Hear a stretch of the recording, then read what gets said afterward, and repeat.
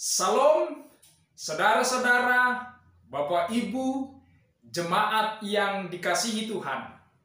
Pada hari ini saya akan menyampaikan firman Tuhan kepada saudara. Saya percaya firman Tuhan adalah pelita dan terang bagi hidup kita. Oleh sebab itu, sebelum kita mendengarkan kebenaran firman Tuhan, mari kita satukan hati, kita bersatu di dalam doa. Allah Bapa kami yang bertahta dalam kerajaan sorga, kami merasakan pemeliharaan Tuhan dalam hidup kami. Hari demi hari, minggu demi minggu, bahkan tahun demi tahun, Tuhan selalu memelihara hidup kami. Kami tahu ada banyak tantangan di sekeliling kami, tapi kami tahu ada Tuhan yang lebih besar dari masalah yang kami hadapi. Maka hari ini Tuhan, kami mau mendengarkan firman-Mu. Kami mau tunduk pada firman-Mu, agar firman-Mu itu berbuah di dalam hati kami. Terpujilah Engkau, dalam kasih-Mu kami berdoa dan mengucap syukur. Amin. Jemaat yang dikasihi Tuhan, hari ini kita bersama-sama mendengarkan firman Tuhan yang tertulis dalam Mazmur pasal 32 ayat 8 sampai ayat yang ke-11. Demikianlah firman Tuhan. Aku hendak mengajar dan menunjukkan kepadamu jalan yang harus kau tempuh. Aku hendak memberi nasihat, mataku tertuju kepadamu. Janganlah seperti kuda atau bagal yang tidak berakal, yang kegarangannya harus dikendalikan dengan tali les dan kekang. Kalau tidak, ia tidak akan mendekati engkau. Banyak kesakitan diderita orang fasik, tetapi orang percaya kepada Tuhan dikelilinginya dengan kasih setia. Bersukacitalah dalam Tuhan dan bersorak-soraklah, hai orang-orang benar. Bersorak-soralah, hai orang-orang jujur. Demikianlah pembacaan firman Tuhan pada saat ini. Saudara-saudara, jemaat yang dikasihi Tuhan, ada sebuah ilustrasi yang menuliskan seperti ini. Di sebuah gereja ada sekelompok orang yang menamakan diri mereka kelompok oposisi. Mereka terdiri dari penetua, diaken, dan juga jemaat-jemaat yang biasa. Mereka inilah orang-orang yang selalu berseberangan dengan keputusan-keputusan yang dibuat di dalam gereja. Maka tidak jarang mereka mengkritik aturan-aturan gereja dan juga mengkritik pendetanya. Karena pada dasarnya, apapun hasil keputusan gereja, mereka tidak pernah puas. Dan karenanya mereka tidak bisa menerima itu. Pada suatu hari, ketika rapat di gereja telah selesai, mereka berkumpul dalam sebuah rumah. Di dalam rumah itu mereka menyampaikan segala unek-uneknya, protesnya, kritikannya, ketidaksukaannya pada hasil keputusan rapat. Maka di dalam rumah itulah mereka membicarakan segalanya. Dan di tengah-tengah percakapan mereka itu muncullah seseorang. Orang ini sering dipanggil si Jogal Baut. Dia berkata seperti ini. Hari ini kita lebih baik membuat jemaat baru. Kita tidak mau lagi bergabung di gereja kita, tapi kita buat jemaat yang baru. Lalu kemudian datanglah seseorang berkata kepada dia, "Bagaimana kalau tidak ada resort yang mau menerima kita?" Lalu dengan santainya dia menjawab seperti ini, "Tidak masalah kalau ada resort yang tidak mau menerima kita. Itu gampang. Kita dirikan resort baru, resort kita sendiri." Lalu kemudian datang juga seseorang yang berkata kepadanya, "Oke, kita punya resort kita sendiri. Lalu bagaimana kalau ada distrik yang tidak mau menerima kita?" Lalu dengan gampangnya dia juga menjawab seperti ini, "Itu pun tidak masalah. Kalau ada distrik yang tidak mau menerima kita, itu hanya gampang saja. Kita dirikan distrik kita yang baru."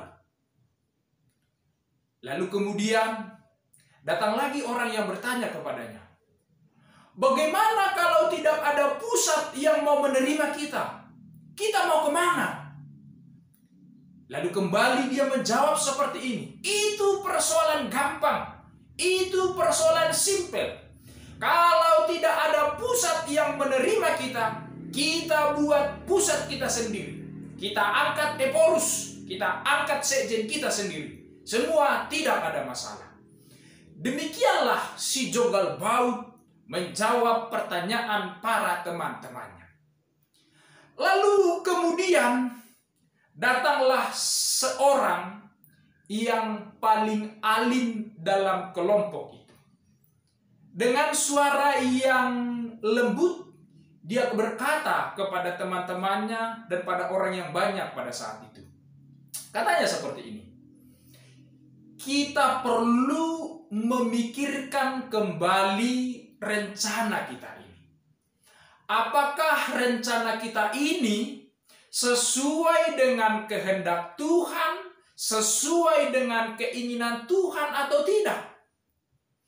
Apa gunanya bagi kita punya jemaat, punya resort, punya distrik, punya pusat, tapi kalau suatu saat kita tidak bisa masuk surga, semuanya sia-sia?"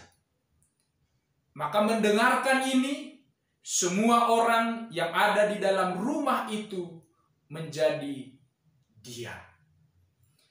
Tetapi tidak berapa lama, kembalilah si Jogal Baud ini berkata, dan dia berkata seperti ini, "Kalau kita tidak bisa masuk surga, itu pun hal gampang. Kalau suatu saat kita ini tidak ada masuk surga, kita buat surga kita sendiri." Demikianlah si Jogal Baud menjawab setiap pertanyaan-pertanyaan dari rekan-rekannya yang ada di rumah ini. Saudara-saudara yang dikasihi Tuhan, ilustrasi ini menggambarkan bagaimana bebalnya hati manusia.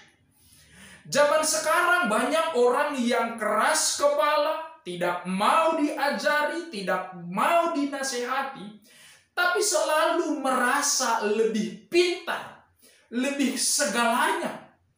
Padahal hidupnya tidak teratur dan tidak terpimpin. Itulah yang dinamakan dengan si Jogal Baud. Maka hari ini firman Tuhan mengajarkan kepada kita agar kita mau bersedia mendengarkan ajaran dan nasihat dari Tuhan. Karena ajaran dan nasihat dari Tuhan itu seperti sebuah jalan yang harus kita lalui untuk mencapai sebuah tujuan. Tanpa jalan ini, kita akan selalu tersesat dalam dunia yang fana ini. Sebab dalam dunia ini ada banyak jalan, ada banyak godaan, ada banyak tujuan. Maka memilih jalan yang benar itu harus melalui ajaran dan juga nasihat dan juga kebenaran dari firman Tuhan. Kita ini diibaratkan seperti seorang pelayar yang berlayar mengarungi samudra yang luas. Di sana ada tantangannya.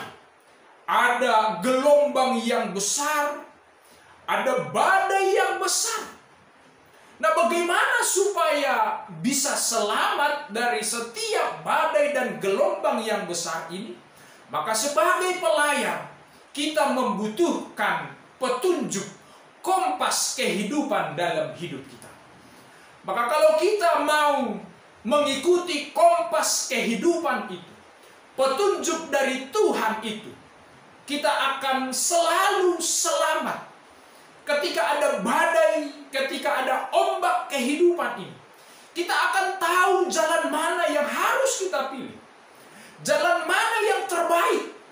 Karena jalan yang terbaik hanya datang dari Tuhan saja. Maka tidak ada pilihan lain bagi kita selain kita harus mendengarkan jalan dan nasihat dari Tuhan.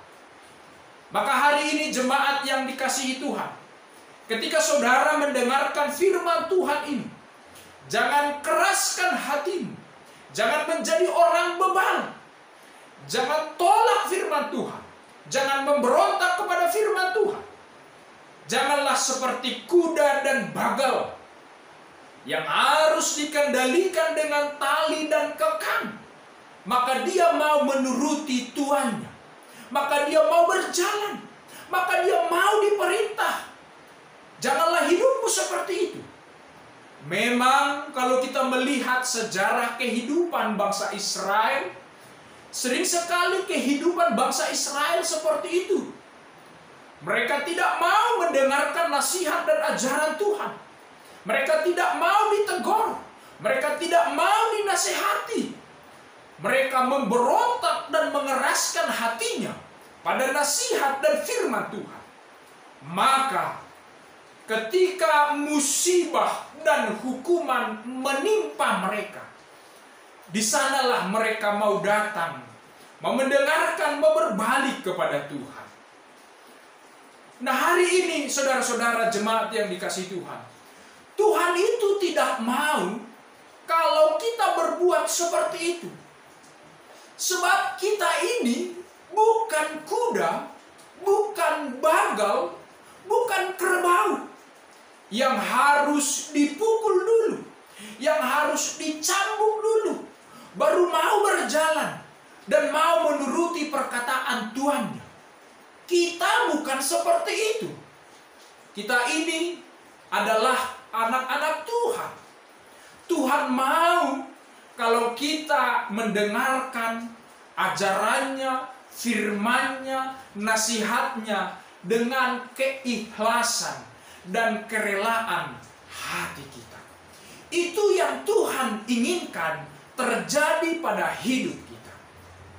Dan kita harus ingat, setiap pilihan yang kita pilih ada konsekuensinya. Orang yang tidak mau mendengarkan nasihat dan ajaran firman, itu seperti orang fasik yang selalu memberontak pada ajaran dan kebenaran. Yang pada akhirnya mereka mengalami derita karena mereka tersesat. Sadarlah jemaat yang dikasihi Tuhan. Ada banyak orang fasik yang menderita dalam keberdosaannya. Ada banyak orang yang celaka karena tidak mau mendengarkan nasihat. Lihatlah berapa banyak orang yang meninggal pada persimpangan rel kereta api. Kenapa bisa banyak? Karena banyak orang yang tidak mau mendengarkan rambu-rambu. Sudah diberitahukan rambu-rambu agar stop. Tapi banyak orang yang ceroboh tembok yang menerobos rambu-rambu itu pada akhirnya mengalami kecelakaan dan mengalami kehidupan kematian yang tragis karena tidak mau taat pada aturan dan ketetapan. Hari ini belajar dari kesaksian firman Tuhan. Janganlah kamu menjadi orang pasif. Sebaliknya, jadilah orang yang selalu mendengarkan kebenaran firman Tuhan. Karena orang yang selalu mendengarkan firman Tuhan, itulah yang dilingkupi kasih setia. Sehingga mereka dapat selalu bersuka cita dalam hatinya. Orang yang berakar dalam firman, kita tahu ketika mereka punya pergumulan, punya tantangan berat, mereka tidak akan goyah. Sebab mereka selalu punya pengharapan. Karena firman Tuhan yang berakar dalam hidupnya. Itulah pentingnya bagi kita untuk selalu mendengarkan nasihat dan ajaran dari Tuhan. Oleh sebab itu, saudara-saudara jemaat yang dikasihi Tuhan, serahkanlah hatimu, pikiranmu, keputusan-keputusanmu kepada Tuhan. Maka Tuhan akan memimpinmu berjalan di jalan yang benar. Engkau tidak akan tersesat dan kakimu tidak akan jatuh, sebab Tuhan menuntunmu pada jalan yang benar. Saudara-saudara yang kekasih, pikiran yang bijak, perkataan yang bijak, hati yang bijak, perbuatan yang bijak dimulai dari mendengar. Seseorang yang selalu mendengar ajaran dan firman dan kebenaran firman Tuhan, maka ajaran itu akan tinggal dan bertumbuh dalam hatinya. Maka firman yang bertumbuh dalam hatinya itulah yang menuntun dia memperkatakan perkataan yang bijak, berbuat perbuatan yang bijak sesuai dengan kebenaran firman Tuhan. Maka hari ini mari bersama-sama untuk selalu dengar-dengaran akan kebenaran firman. Amin. Tuhan Yesus memberkati.